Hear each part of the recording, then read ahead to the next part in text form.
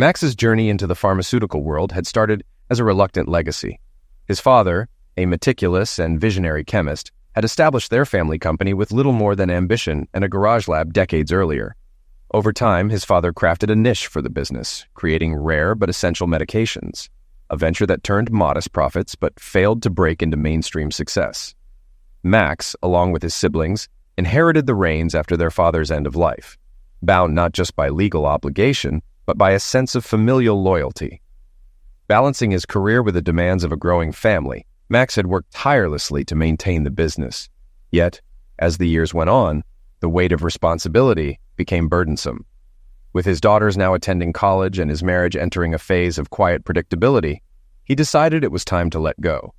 Selling the company to a larger corporation seemed not only a logical move, but also a path to personal freedom. Max sat in the bustling terminal at New York's airport, frustrated at how his evening had turned out. His eyes lingered on travelers hurrying toward their gates, boarding the flight he prayed would bring him back to Charlotte. The past few days had been a whirlwind, wrapping up negotiations to sell the family pharmaceutical business alongside his sisters. The company, though founded on his late father's ingenuity, had stagnated over the years. Their decision to sell was bittersweet but necessary, driven by a mix of nostalgia and the lure of new opportunities. Today, Max and his legal and brokerage team had wrapped up the deal and left the paperwork to the lawyers. He was hoping to catch the last flight home, but things weren't looking good. It was fully booked, and he was third on the wait list. He didn't call his wife, Camilla, because he wasn't sure what to say. Max sat at the bar with his second gin and tonic, watching the gate and thinking about the deal. The sale would bring him over $10 million, plus a well-compensated transition period with Big Pharma, meaning a new lifestyle for him and Camilla. Their twin daughters were already out of the house, or at least on their way. Both were juniors at Duke, and their tuition was draining Max's wallet, but all of that would change once the deal went through. The boarding process was almost over, and the gate agents were calling the last few passengers. Then, a small miracle happened. The sign at the gate changed, and Max's name appeared on the wait list. He threw money on the bar, waved to the bartender who gave him a thumbs up, grabbed his briefcase and duffel bag, and rushed for the gate. The agent handed him his boarding pass, explaining that a group of 4 who had checked in remotely hadn't shown up, so the seats were reassigned to waitlisted passengers. Max hurried down the jetway with 2 other passengers, and when he boarded, he realized he had been given a first-class seat. A good sign, he thought. I made it onto the flight. I'm in first class. I'll be home a day early. Maybe this means the pharmaceutical deal is really happening. As the door closed behind him, the flight attendant asked, "Would you like something to drink as we taxi to the runway?" "I'll take another gin and tonic," Max replied.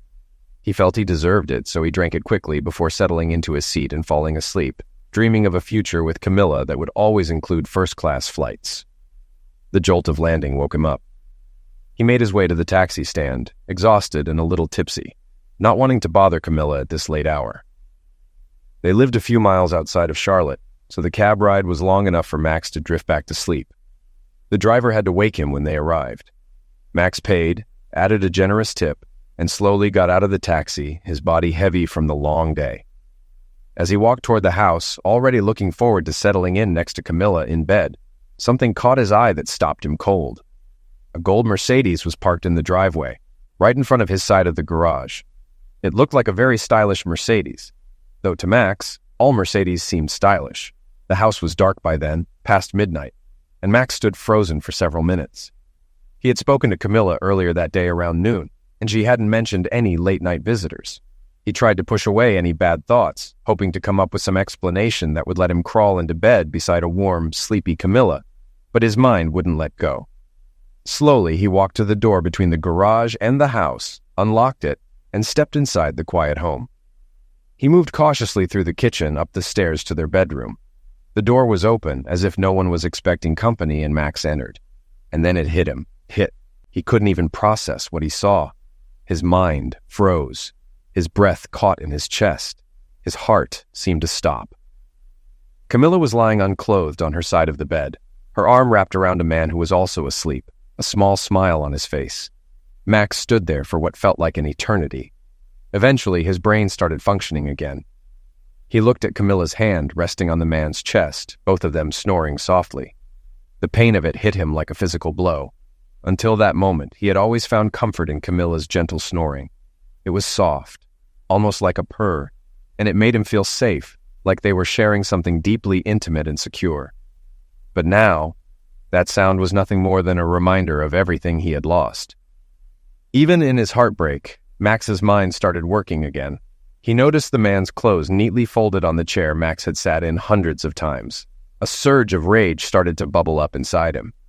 Max adjusted his pants, pulled out his wallet and car keys, and paused for a moment to think. Max considered grabbing the tennis racket from the bedroom closet and using it to teach the fool. He also thought about taking his anger out on Camilla. While both actions might offer some temporary satisfaction, he knew they could create major problems for him down the road. A new idea began to form. He pulled out his cell phone to snap a few incriminating photos. As the thought developed, Max finished taking the pictures, then grabbed all of Franklin's clothes and shoes. Franklin was a big guy, at least 4 or 5 inches taller than Max and maybe 50 pounds heavier. Max was 5'10" and weighed about 160 pounds, so a tennis racket didn't seem like the best option, even if it would have felt good in the moment. With Franklin's clothes and shoes in hand, Max took one last look at his wife, the woman he had loved for over 20 years, the mother of his daughters, and hardened his heart against the love that had once defined him. He left the bedroom without shedding a tear, walked down the stairs, and stepped outside.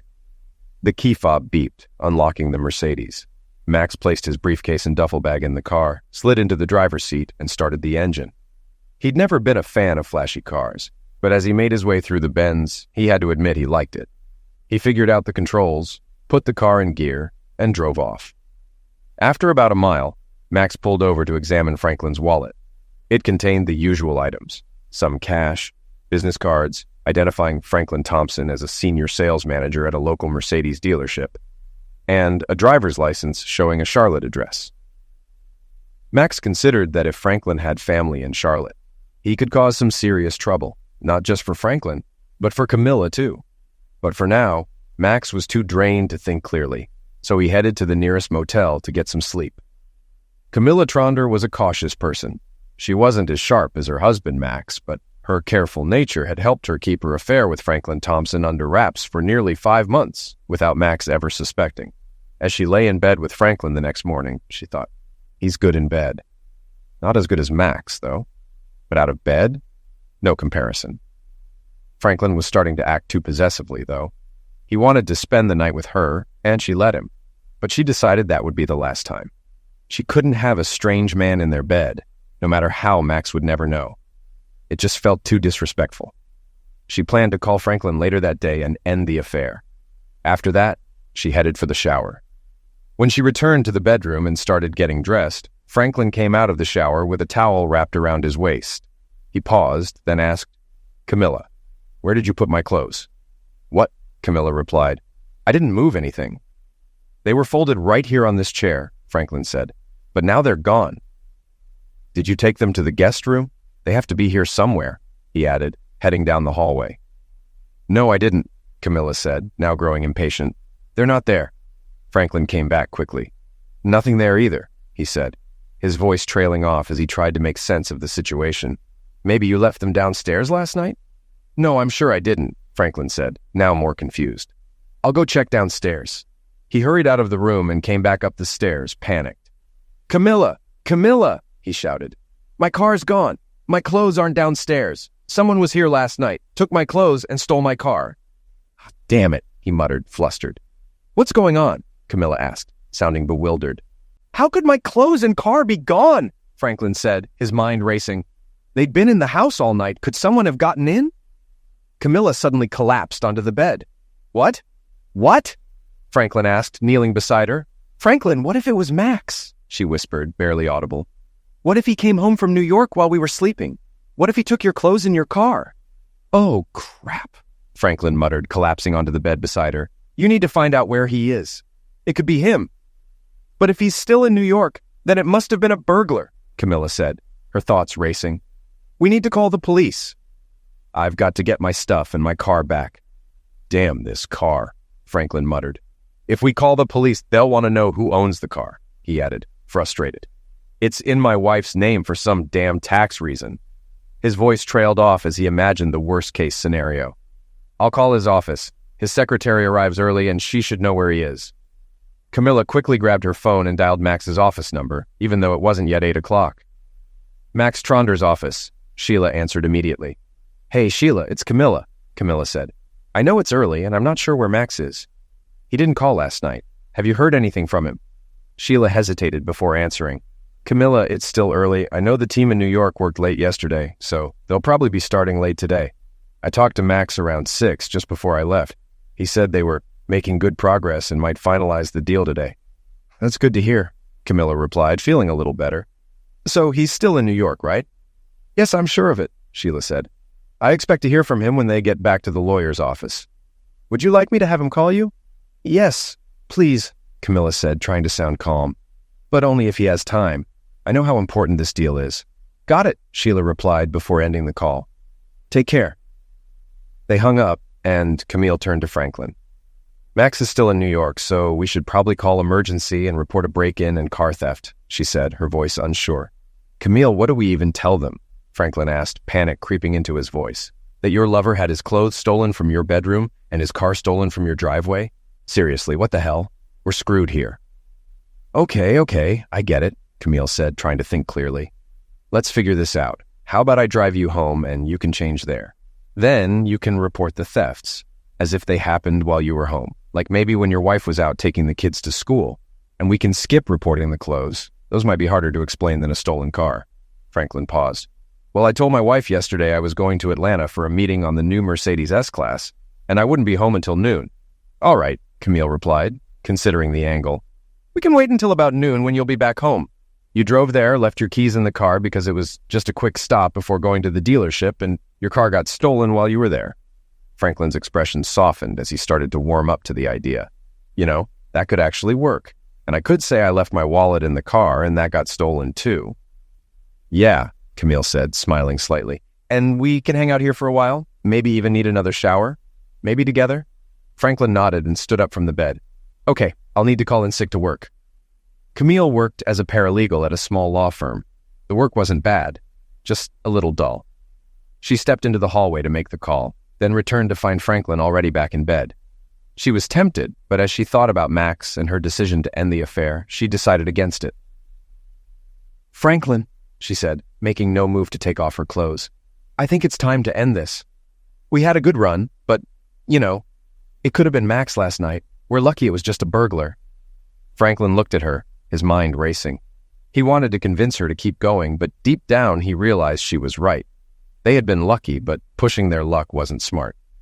"Yeah," he said, inwardly smiling at the thought of another attractive woman he often saw at the dealership. "Okay, I agree. It was a good run." "Good," Camille said. "Now let's find you some clothes."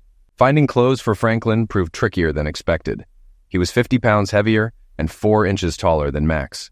After some searching, Camille finally found a pair of old, worn-out sweatpants that she could adjust to fit Franklin by making a few cuts at the waist. She tied some strings around his waist to keep them up and then found an old, faded sweatshirt that had turned pink after a sloppy wash. She trimmed the sleeves and cut more at the armholes to make it fit. She looked at Franklin and almost made a joke about the ridiculous outfit. But instead, she just smiled faintly when she saw the look on his face. They decided to watch TV until it was time to head to Franklin's house. Meanwhile, earlier that morning, when Franklin discovered his clothes and car were missing, Max was pulling into the driveway of the address listed on Franklin's driver's license. Nice house, Max thought as he noticed a small bicycle leaning against the garage wall. He sat in the car for a moment, deep in thought, but still no tears. His night at the motel had passed quickly, and he hadn't gone for a run until just before dawn. He was surprised he didn't feel worse. Maybe he was still in shock. He got out of the car, holding Franklin's wallet and driver's license, and walked to the front door. He rang the bell. A young woman, probably in her 20s, answered the door. She was attractive, but a little frazzled. Max held up Franklin's driver's license for her to see and pointed at the gold Mercedes in the driveway. Before he could say anything, she slammed the door in his face. A few seconds later, she reopened it, holding her cell phone. "I've got emergency ready to dial," she said, her voice tense. "Tell me my husband is okay, or I will press send." "Ma'am," Max said, his voice calm but firm, I've got a photo on my phone of your husband and my wife in bed last night, unclothed and asleep. To be honest, I don't think there's anything wrong with either of them. But if you want to call emergency, go ahead. I'll just wait in the car." They stood there for a long moment, staring at each other. The woman's face fell, and she slowly opened the door to let him in. She started to speak, but then they both heard a child's voice from the kitchen. "Wait here, I'll be right back," she said, disappearing into the house. Max could hear voices, hers and at least one child's. She returned moments later holding a cup of coffee. "I hope you drink it black," she said. "I need to get the kids ready for school and drop them off. I'm afraid I trust you more than I trust my husband." Max nodded and took the coffee. "Fine. Okay." She gestured to the couch. "You can wait here until I get back, then we can talk." Max sat down, sipping the coffee, which wasn't great. He thought about calling his office, but ended up just sitting there. After a while, the woman returned, looking more put together. Her hair was neatly combed, and her lips were slightly tinted. She extended her hand to Max. "Sorry for the disruption," she said. "I'm Molly Thompson, married to Franklin Thompson, who's currently involved with your wife." Max couldn't help but laugh at her bluntness.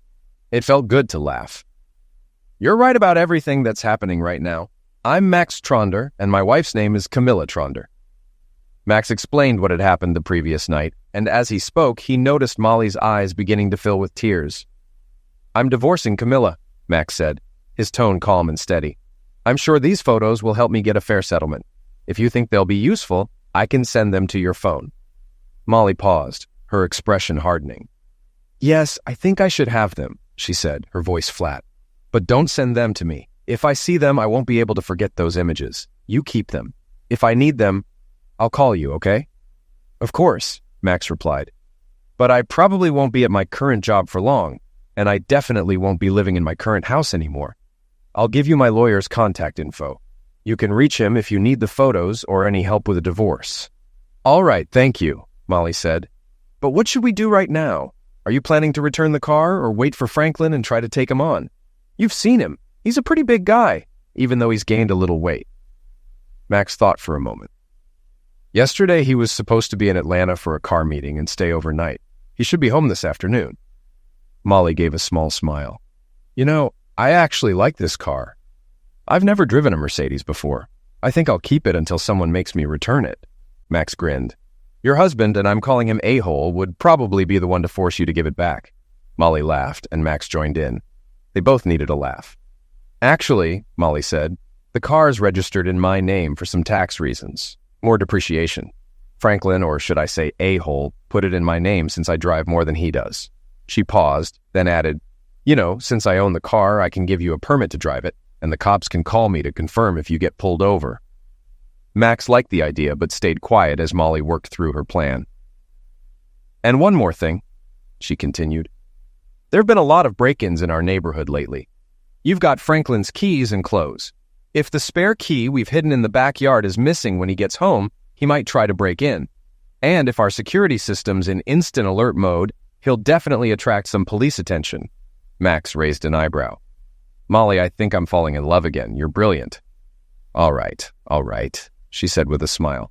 "Franklin can just wait until the kids and I get back from school this afternoon. I can pick them up and take them to the park. That should give him plenty of time to get himself into even more trouble.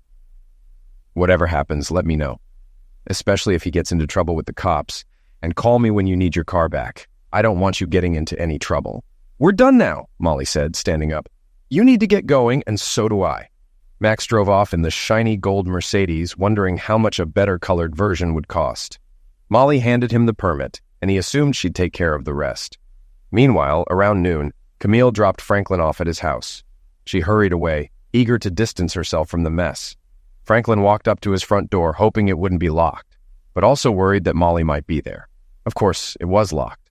He rushed around to the backyard rock where they kept the spare key, but the rock was gone. "Crap," he muttered, staring at the back of the house. Should he break in? He tried the back door, but it was locked too. At this point, he had no choice but to break in. He eyed the windows along the back wall. Which one would be easiest to break? He stopped at the largest one, the one leading into the family room. Breaking it would give him more room to crawl through. He grabbed a branch from a nearby tree, broke it off, and checked the window. Barefoot, he needed to figure out how to avoid stepping on broken glass. He pulled 2 chairs from the back porch, positioned them near the window, and figured he could climb over them to avoid the glass. A few deep breaths, and he was ready. Franklin threw the branch through the window. The glass shattered with a satisfying crash, followed immediately by the blaring sound of the home alarm. To make things worse, a police car just happened to be driving down Franklin Street. Molly had called the police station earlier that morning to report the recent break-ins in the area. Damn, Franklin muttered, trying to scramble over the chairs and get inside to disable the security system. But he wasn't fast enough. "Police, stop right there and raise your hands," a voice shouted behind him. Franklin turned to see 2 police officers with their tools drawn. He hesitated, then carefully climbed off the chairs and backed away. "Officers, I can explain," he began, but one of the officers grabbed his wrists, twisted them behind his back, and handcuffed him. The officer ignored Franklin's explanation and began reading him his rights. Once he finished, he asked, "Do you want to say anything?" Yes, Franklin quickly responded. "This is my house. I don't have a key. I broke in to get some clothes and call my office." The officers exchanged a glance, eyeing Franklin's ridiculous tracksuit. One of them gave him a skeptical look, as if thinking clown clothes, before asking, "Do you have any identification?" No, not right now," Franklin stammered. "I lost my car and all my stuff. I just need to get inside to grab some real clothes." The officer, still unconvinced, asked, "How did you lose your car, sir?" "Well," Franklin said, "I stayed at a friend's house last night, and this morning my car was gone, just wasn't there." "Huh," one of the officers replied. "Have you filed a report about a missing car? Maybe you left it at a bar or something?" Franklin hesitated. He didn't want to reveal where he'd been or why he hadn't reported the car missing. The handcuffs were pinching, and he was growing more anxious. He needed a way out. Then, a thought struck him. "You can call my wife," Franklin suggested. "She can identify me, and maybe you can take me to my office? I can get someone there to help me with some clothes." He figured dealing with a bit of nonsense at the dealership was better than getting thrown in jail. One of the officers took down Molly's phone number and stepped away to make the call. Franklin could hear part of the conversation. "Ma'am, this is Officer Riles from the Charlotte Police Department," the officer said. "We're at the address." He gave the address. "And we've got a man here who claims to be your husband. He tried to break into your house because he lost his clothes and—" "Yes, ma'am." "No, ma'am." "Yes, ma'am. We'll take care of that. Thank you, ma'am." The officer turned back to Franklin. "She says her husband's in Atlanta, and anyone breaking into her house must be a burglar. She hopes we lock you up and throw away the key." But... Franklin's voice cracked, nearly in tears, as the officers led him to their patrol car to take him to the station. Meanwhile, Camille arrived late at her office, but was determined to catch up on her work, her mind still on Max. Since she hadn't heard from him, she called his cell phone, but there was no answer. She then tried his office. "Hello, Sheila," Camille said when the phone was answered. "Camille, it's Sheila," came the reply. "I'm starting to worry a little about Max," Camille admitted. "I still haven't heard from him." "No, I haven't heard anything new either," Sheila responded. "I guess he's still in New York with the lawyers, but it's really not like him to not call." "You seem worried, so I'll call there and check on him," Camille said. "Either he or I will get back to you in a few minutes." "Okay, thank you, Sheila. You're the best secretary I could ask for," Camille added sincerely. A few minutes later, Camille received a return call. "Camille, it's Sheila," came the voice on the other end. "I spoke with one of the secretaries at the law office. She said Max left late yesterday, hoping to catch the last flight back to Charlotte." "Did you talk to him?" Camille asked, her voice rising with hope. "I called Max on his cell to check in," Sheila explained. "I spoke to him and he asked me to tell you he would call later." "All right, thank you, Sheila," Camille replied, relieved but still anxious. "You're welcome, Camille," Sheila said before disconnecting. A tight knot began to form in the pit of Camille's stomach. Max had hung up after speaking to Sheila. He was now driving a gold Mercedes, headed to meet with a divorce lawyer recommended by Fred Thomas, his longtime business attorney. Max trusted Fred and hoped he could also trust Fred's recommendation. "Mr. Thronder, please take a seat. Miss Reinhardt will be with you shortly," the receptionist said. Max sat down, reassured by the office's appearance. It wasn't extravagant, but it wasn't shabby either. Before he could dwell on it, a woman in her 50s, a little plump with obviously dyed red hair, entered the waiting room. "Mr. Thronder?" Max stood and nodded. I'm Anna Reinhardt, she said. Fred called ahead and asked me to take the best care of you.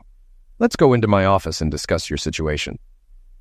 Max followed her into a nice but not overly fancy office, where he grabbed a coffee from the secretary and began telling his story. He explained that he'd discovered his wife's infidelity, wanted a divorce, and needed to protect his assets, especially the proceeds from the sale of his company and his sister's business. He skipped over the part about the gold Mercedes, suspecting Anna might find it amusing. "Max, is it okay if I call you that?" she asked. He nodded. "And I'm Anna.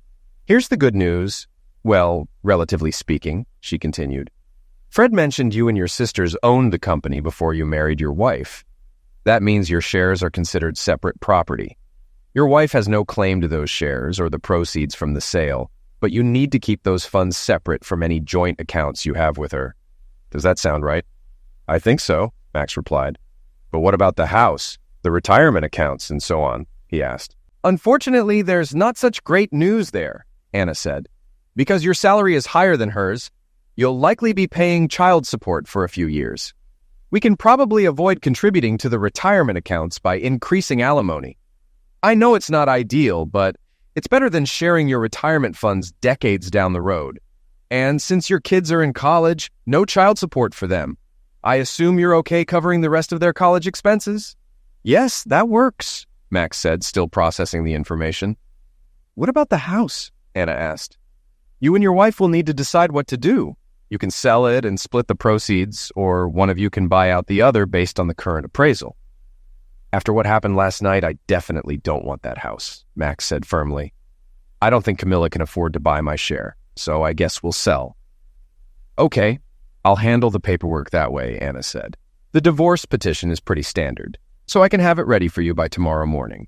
We can serve it to her tomorrow afternoon and then work on a proposed settlement next week." "Wow, that's fast," Max said, surprised. "Mr. Thronder." "Max, listen," Anna said, her tone softening. "If you think there's a chance you and your wife might benefit from some counseling, or even just some time apart—" "No," Max interrupted, cutting her off. "It's just a shock for me.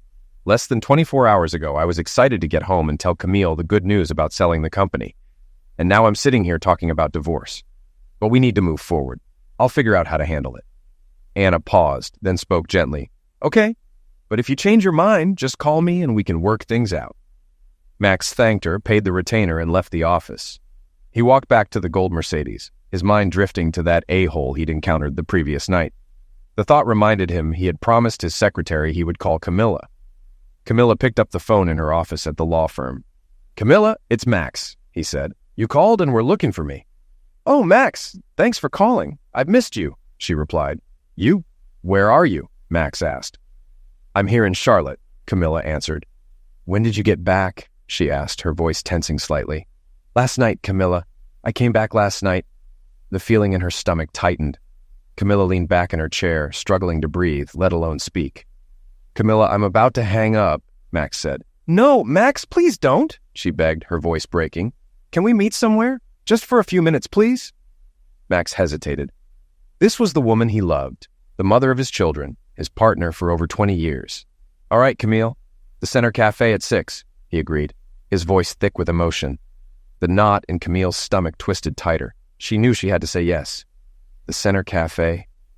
That's where we met years ago. Why am I afraid? She thought. Max suggested it, so I have to agree. "Yes, Max. I'll see you there," she replied, her voice wavering. And softly she added, "I'm sorry. I love you." Max didn't respond. He simply hung up. Camilla sat there, tears flowing, her chest tightening.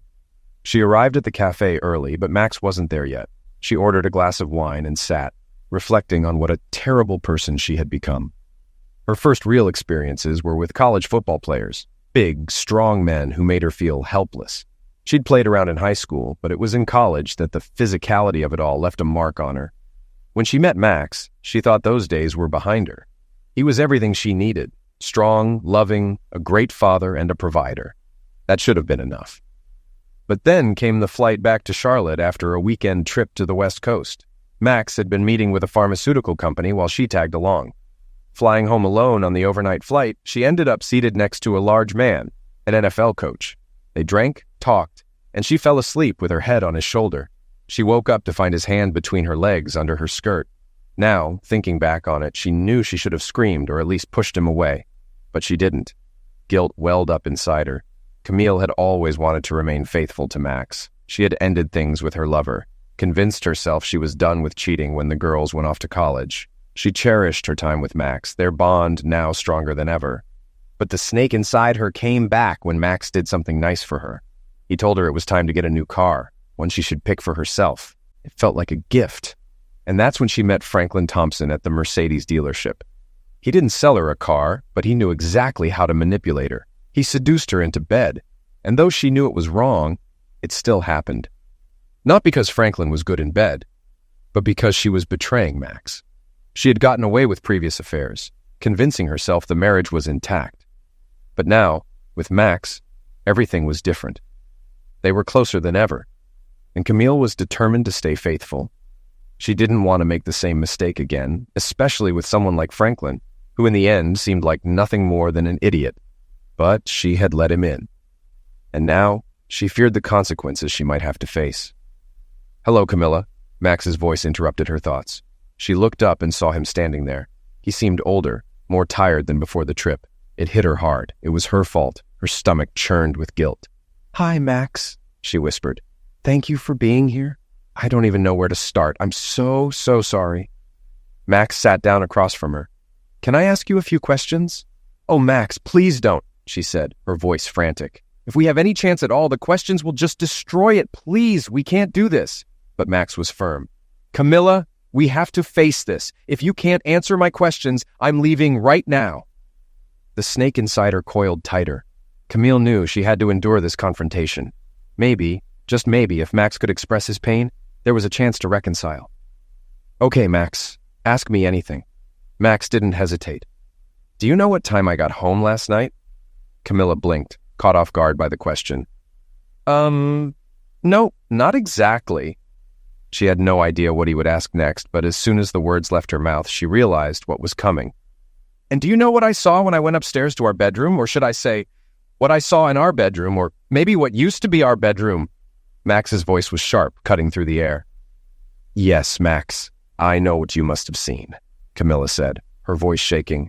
"And I know it was probably one of the worst things you've ever seen in your life. I know it's all my fault. Please, I'm begging you, listen to me. I'm so sorry. I'm so sorry." Max didn't respond immediately, but his eyes darkened with a depth of emotion Camilla had never seen before. His next words were colder than ice. "Shut up, Camilla," he said, cutting through her apologies with a sharp edge to his voice. "Next question. How many men have there been since we got married? And if you lie, or if I even think you're lying, I'll get up and leave. Got it?" The pressure of his question hit Camilla like a physical weight, crushing her chest. Her mind raced, torn between the urge to lie and the painful truth that lying would only make everything worse. Their marriage was probably already over. "3, Max. 3 men," she said, each word feeling like a stone sinking deep inside her. 3 men, and I regret every single one of them. Max stared at her for a long moment. She could see the hurt in his eyes, and it felt like a knife twisting in her gut. "I can see it in your eyes," he said quietly. "I think our marriage is over, and I understand it. You deserve better than me. I'd do almost anything to fix things, but I get it if you don't want me anymore." Camilla's world seemed to crumble in an instant. She had no words left to say. She knew what was coming. "Call the lawyer, Camilla," Max continued, his voice a mix of pain and resolve. "Tomorrow you'll be served with divorce papers." Without another word, Max stood up and walked out. Camilla sat there frozen in shock, too stunned to cry at first. Her mind replayed his words over and over. The guilt inside her gnawed harder than ever. Finally, the tears came. Tears of regret, of pain, and of knowing the full weight of what she had done. Max left the cafe, remembering how he and Camilla had first met there years ago. He wondered if this would be the last time they ever had a meaningful conversation, or any real connection. The word closeness felt like a bitter joke now. How could he ever move past the image of his wife, his Camilla, in bed with another man? He had always believed their marriage was strong enough to weather anything. But this was something he didn't know how to overcome. Franklin, of all people. And to make it worse, it had happened in their own bed. The image wouldn't leave his mind. Camilla, unclothed in their bed, with Franklin snoring beside her. Max tried to push it away, but it clung to him, gnawing at him, reminding him their marriage was over. It had to be. Max's eyes filled with tears as he sat behind the wheel of the gold Mercedes. He didn't know how to move forward from here. He wiped his eyes, feeling a mixture of grief and disbelief. Then he remembered something Molly had said earlier that morning. She had warned him not to send her photos of her husband with Camilla. "It will make it even harder to forgive," she had said. Max realized she had been right. Seeing those pictures would have made any chance of reconciliation impossible. Max picked up his phone and dialed Molly's number. "Hello?" Molly answered, her voice a bit hoarse. "Molly, it's Max. I just wanted to check in, see how you're doing and what I should do with the car." "Max, thank you for calling," Molly replied, her voice steady but tinged with fatigue. "I'm hanging in there. You can keep the car for now. Franklin's in so much trouble, he won't need it for a while." "Trouble?" Max asked, his tone light but lacking any real humor. "I hope you didn't shoot him." "No," Molly said dryly, "but he might wish I had. He got arrested for trying to break into our house. Apparently he even swung at one of the cops. He's a big guy, so they shot him with a taser. Then something happened in jail. He won't talk about it, but I think another prisoner attacked him. I wouldn't talk to him about it, though, and he had to call his brother to post bail. His whole family knows now." "Wow, Molly," Max said, shaking his head in disbelief. "I can't say I feel bad for him, but I do feel for you. You made the right call this morning not to look at those pictures. If you had, there'd be no hope for reconciliation." "Yeah," Molly sighed. "He finally came home a couple of hours ago, crying, begging me to let him stay. I don't know what to do. We've got 2 little kids, so I'm just trying to figure things out. Life won't be easy for him. His brother, who's a lawyer, told me I should push for a prenuptial agreement, and he said he'd help with that. For now, I'm taking control of the finances. Franklin's on a very short leash." "Keep doing what you need to do, Molly. I wish you the best," Max said with genuine empathy. "And whenever you're ready to return the car, just let me know." They hung up. Max sat there for a moment, feeling a strange mix of jealousy and relief. Maybe Franklin had learned his lesson. His arrest, the attack charge, and whatever had happened to him in prison might have scared him enough to change. Max hoped so, for Molly's sake, and for her kids. Max drove back to his motel, his mind still reeling from the chaos of the past few hours. He knew he had one more call to make before he could attempt to sleep. His daughters, Jane and Joan. "Hi, Daddy," Jane answered after a few rings, her voice bright but slightly unsure. "Hey, Janie," Max said, trying to sound upbeat. "I wanted to invite you and Joan to breakfast tomorrow. Well, let's call it brunch. How about around 11? The bistro on 4th Street we used to go to." "That sounds good," Jane replied, her tone warming. "Let me check with Joan." A few moments later, Jane came back on the line. "Joan's fine with it. We'll see you tomorrow at 11. Max quickly ended the call. "Great. See you then. Love you both." He hung up, hoping they wouldn't tell Camilla. But he couldn't stop them from speaking their minds. 11 a.m. was coming fast. Meanwhile, Camilla couldn't stop crying. She had destroyed everything. Her marriage, her family, her life. She knew it wouldn't be long before her daughters found out, or her parents, or her friends. She would lose it all. And Max. Poor Max. Seeing her in bed with Franklin had to have torn him apart. She was sure of it. Camilla tried to control her sobs. The waitress asked if she needed to use the restroom, but Camilla declined. She paid the bill with trembling hands and left the cafe. She walked home, well, to the house that would soon no longer be hers, and found a bottle of gin in the kitchen. She poured herself a little. Not enough to forget, just enough to numb the pain. She drank it all, hoping, praying for a miracle that might somehow bring Max back.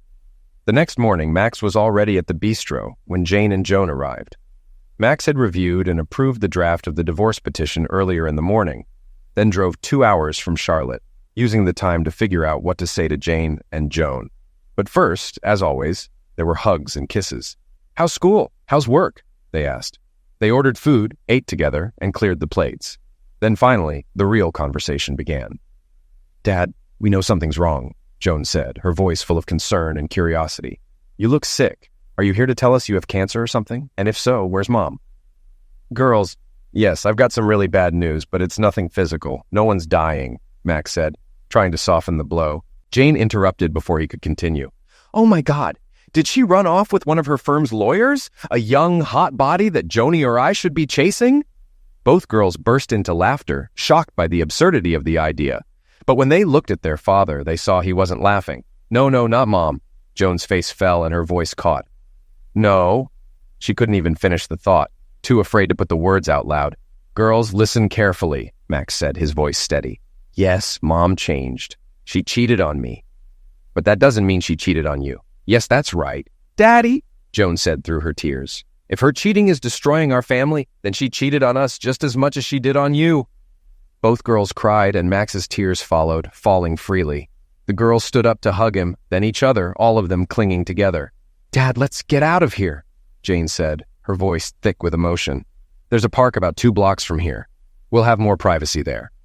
People were staring, so Max quickly paid the bill, and they walked to the park, one girl on each side of him. They found a bench and sat together, huddled close. "Tell us, Dad," Jane said after a few moments. "We deserve to know how bad it is." Joan nodded. "You know, we're adults now. We can handle this." Max took a deep breath. "On the way here, I was trying to figure out what to tell you. I agree. You're both adults, and yes, you're right. Your mom did cheat on all of us. I found her in our bed with another man, and she admitted there were others before him." He paused, his words heavy with the truth. "I'm still in shock, but I know she and I won't recover from this. I've already spoken to a divorce lawyer, and Mom will be served with the papers today." More tears fell, and silence fell over them as they processed the devastating news and what it meant for their future. "Girls," Max said after a moment, his voice gentler, "no matter how bad this gets, you need to put yourselves and your schoolwork first. There's enough money to cover your senior year at Duke, and if either or both of you want to go to grad school, I'll make it happen too." They looked at him, confused by the sudden change in direction. "But there's a catch," Max added. They blinked. "What do you mean?" Joan asked. "I'm happy to pay for your education," Max said, "but I expect you to work hard and get good grades. Yes, I know what Mom did makes it harder to focus on school, but you told me you're adults now and real adults, mature, disciplined people, can handle adversity, right?" The girls looked at each other, both crying again, but then they stood up and hugged him, tight. Yes, Daddy," Joan said through her tears. "You're the best, and we absolutely positively won't let you down." Jane, still emotional, looked thoughtful. "Dad, Joan's right. We won't let you down. But what about you? Are you going to be okay? What will you do?" Max thought for a moment. "Well, you think a lot during a 2-hour drive," he said, trying to lighten the mood. "First, I want you both to know that what you said doesn't surprise me at all. I know you'll keep doing great in school, and I'll keep being proud of you. As for me, what your mom did really hit me hard. I could crawl into a hole and just suffer, feel sorry for myself, try to make peace with her. But I realized that isn't who I am." He smiled, but it was a smile that barely reached his eyes. "I've spent my whole adult life taking care of others. When I worked for my grandparents' company, I took care of them. After they left, I took care of my sisters when they ran the business. Then I took care of Mom, and of you girls." Max paused and wiped his eyes. "It might sound like I'm complaining, but I'm really not. The company will be sold soon, and that will lift the burden of responsibility for my sisters off me. Camilla left, and you two. Well, I promise I'll gladly take care of you, help you start your adult lives. So what? 2 home runs out of 3, not bad at all, considering the women in my life." The girls watched him, confused, but also a little inspired. "That leaves me," Max continued, his eyes brightening. "And guess what? I'm looking at this whole mess of betrayal and divorce not as the worst thing to happen to me, but as an opportunity to start fresh. A whole new life. A life dedicated to one person, me." "Okay, Dad, really," Joan said. "I mean, if you mean it, that's great." Jane was a little more skeptical. "Dad, what does all this even mean? A new life? What? Work for another pharmaceutical company? Are you buying a farm? What's going on?" Max chuckled. "Good question, and I've got a great answer. No details yet, but this new life will be physical. I'm going to run marathons, climb mountains, swim across the Atlantic, hike the Alps, go on safari. I have a million things I plan to do." He looked at both girls, his eyes sparkling. "And who knows? While I'm doing all that, I might meet a nice woman who's doing the same. Who knows?" "Damn, Dad," Joan said, her voice filled with awe. This is amazing." Both girls stared at him, their mouths agape in shock. This was their father. This wasn't the man they had known. "Did you really come up with all this on the drive here from Charlotte?" Jane asked, astonished. Max smiled, a bit sheepish. "Well, yes, partly. But besides that, I didn't sleep much, and a lot of different ideas were spinning around in my head. I could start drinking and feel sorry for myself, but instead, I'm going to make the best of this mess. Trust me, I'll be fine. Max left with more hugs, kisses, and tears, then headed back to Charlotte in the gold Mercedes. As soon as Max left, the girls called their mother. "Hello?" Camilla's tired voice answered the phone at the Tronders' house. Joan put her phone on speaker. "Mom, it's Joan and Jane. We just had breakfast with Dad and he told us some terrible news." "What? What did he say?" Camilla's voice was sharp with concern. "Well," Joan began carefully, "divorce is a terrible word, and the reason is your betrayal. Dad gave us more details, but that's basically it. Is this true?" There was a long pause, then a soft, tormented sigh from the other end of the line. "Oh, girls," Camilla said, her voice breaking. "This is difficult. Your father and I have been married for so long, and this mistake. Yes, I made a big mistake. Well, more than one, actually, but I'm sure we can work through it. I just need to give your father some time." "Mom," Joan interrupted, trying to stay calm. "Listen, Dad said divorce. He didn't talk about fixing anything. He was talking about cheating." Camilla hesitated. "Well, yes, technically he's right, but that doesn't mean we can't fix it." Jane's voice came through quickly, sharp with frustration. "I think you're delusional. He told us he already met with a divorce lawyer. He said there's no going back for you two." Joan spoke more gently. "We don't want to take sides, but you need to face reality." More silence followed. Then Camilla's voice broke through again, barely a whisper. I know. I messed up and ruined my marriage. I think your father hates me, and he's right.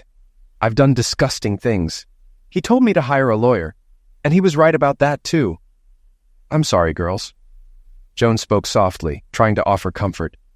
"We know it's tough for you too, Mom. Don't worry about us. We'll be okay. I know Dad is doing everything he can.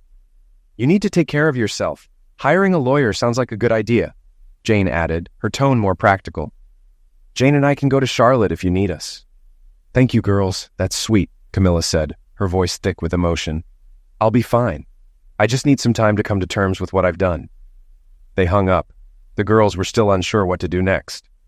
"You know," Joan said with a bittersweet smile, "it's funny, although it's really not. But we're more worried about Mom, who created all this mess, than about Dad." They talked a bit longer, eventually deciding not to go home, but to let their parents deal with everything on their own.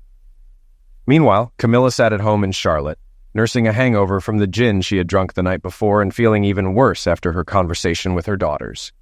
She knew she needed to get up, get dressed, and leave the house. Do something, she told herself. But as she thought about buying more gin, the doorbell rang. Camilla opened the door to find a young woman standing on the doorstep chewing gum.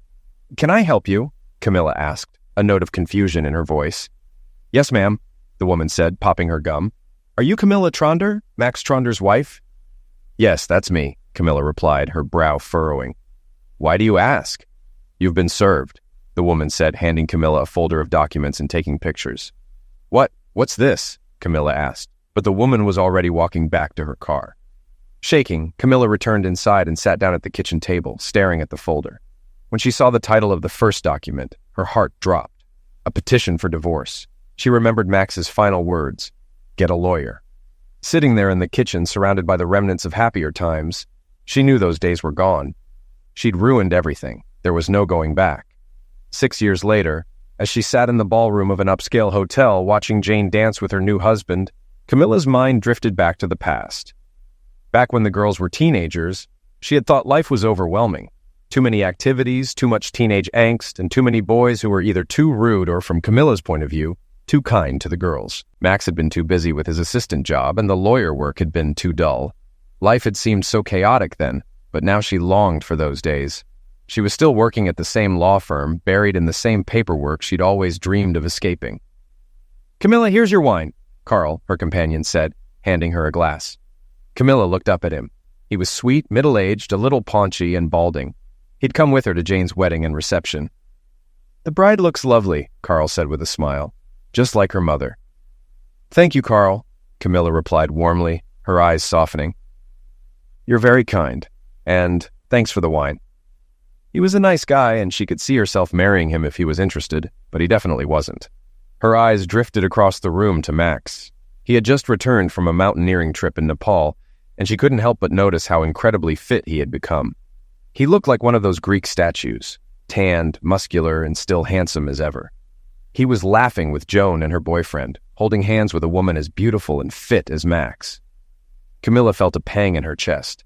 She knew Max had moved on, but a part of her still longed for what they had lost. Joan had told Camilla that Max had met the woman on another mountaineering trip in South America, and that they had been traveling, climbing, and sailing together for months. Camilla felt sick just thinking about it. "Camilla," Carl said, gently trying to get her attention. "Yes, Carl," she replied, distracted, her mind still reeling. "Camilla, I think we should leave," Carl suggested, his voice calm but firm. "You've done your duty as mother of the bride. Staying here, staring at your ex-husband, isn't helping you. And I dare say, it's not good for what we've got going either." Camilla paused, considering his words. "You're right, Carl. You're sweet. Let me go say goodbye to my daughters and we'll head out." She walked over to her daughters, hugging and kissing them, wishing the newlyweds the best. Despite how difficult it was, she made a point to avoid Max and his too-perfect girlfriend. Max noticed Camilla leaving and, for a brief moment, felt a pang of sadness as he watched her go, the shared history between them still tugging at him. As he stood there, Joan turned to him and asked, "Sorry, Dad, what did you say?" Max blinked, pulled from his thoughts. "What was that, Joni?" Joan looked at him curiously. "Do you remember that weird-looking gold Mercedes you were driving when you, Jane, and I had breakfast that day you visited us at Duke? What happened to that car?" "Ah, Joni, that's a whole story I won't bore you with," Max replied, shaking his head.